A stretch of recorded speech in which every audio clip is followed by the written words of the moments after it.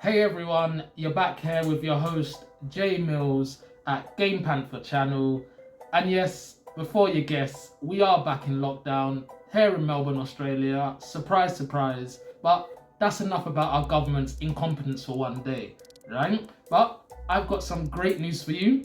Nintendo has announced their new upcoming console in the Nintendo Switch OLED version. And guess what, guys? I pre-ordered mine, okay? It's coming out on Friday the 8th of October. I cannot wait. Bigger screen, better battery, but that's what I will be going over in today's video. And for those of you who do not know what a Nintendo Switch is, it is a handheld console designed by Nintendo, which you can play away from your TV screen. You can also connect it to the TV if you want to play it on the big screen, and it has detachable Joy-Cons, which makes you be able to play the games in multiple and various ways. But without further ado, let's switch it up.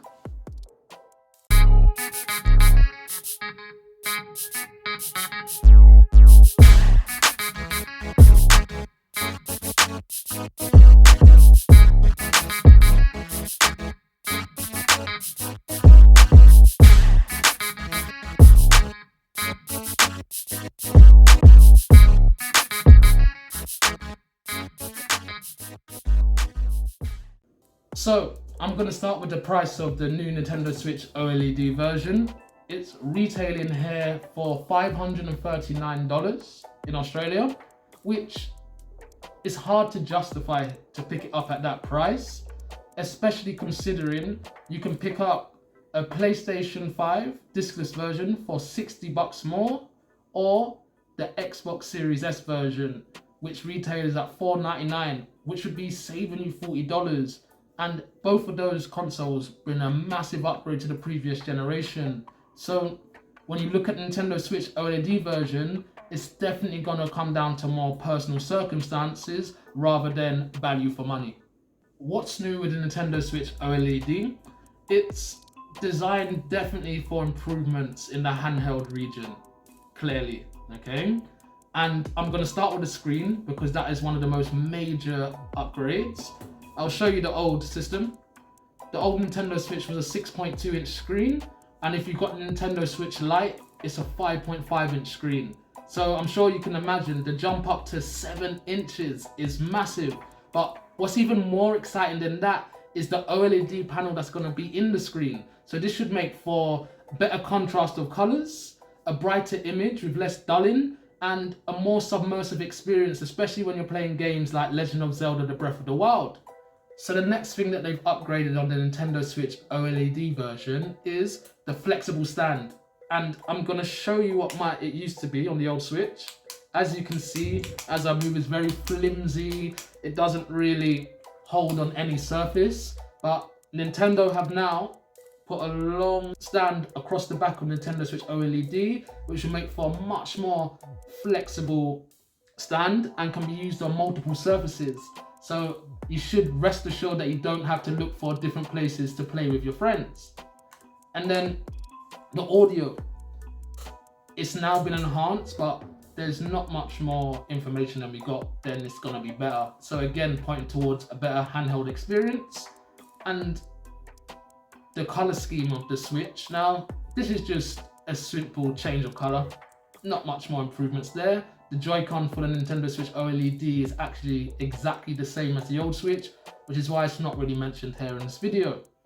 Now, the real question that most of us want to know is the Nintendo Switch OLED version going to be worth buying? And that's a very hard question.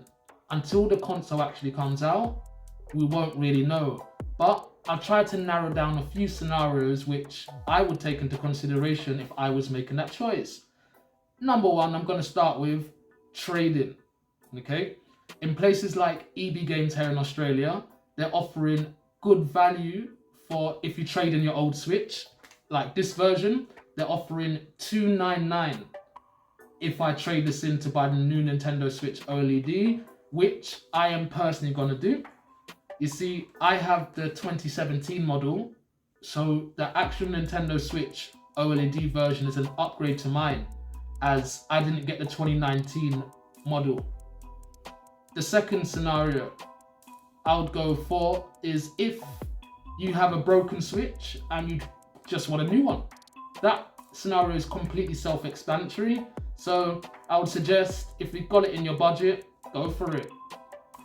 The third one is if you just fancy a brand new console. Again, self-explanatory. If you've never played the Switch, I would advise buying one. It's one of my favorite consoles on the market. Great multiplayer player. Great multiplayer player? No, that doesn't make sense. I should say fantastic games to play with friends, which hours and hours of fun of multiplayer.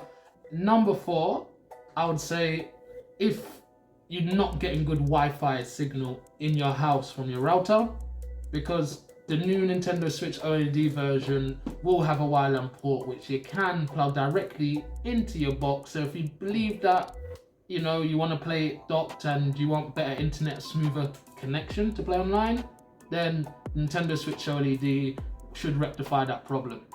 And lastly, which is the most important part that will consider every single thing, is your budget. Ultimately, that's what it comes down to. Can you afford during hard times to just splash out $539 just like that? That's what you're weighing up against. And this should always be taken into consideration before you make a purchase anyway. To summarize, I personally believe the new Nintendo Switch OLED version is only worth buying if it suits your personal situation. First, be in your budget, by all means. If you have a 2017 model XAW and you want to upgrade, fantastic. Or you don't get good Wi-Fi signal and you want to plug in the new dock directly to your Wi-Fi router, then yeah, these are all worthy considerations to make you upgrade, and I'm personally going to be trading mine in. However, if you have the Nintendo Switch 2019 version, XKW, you don't play in handheld mode, and you never play online, there's literally no point of you buying the new Switch OLED version. You might as well put that money towards another console. I wouldn't advise it, but however, everyone's free to choose to do what they like. This is only my personal opinion. So I hope you enjoyed today's video. If you can do me a favor and click that like button, and if you want to hear more, get that juicy subscribe button touched from me, please. But you guys have all been fantastic today. I hope you enjoyed our video. Come and see us next time. I'm your host Jay Mills here at Game Panther, switching off. Have a lovely day and stay safe.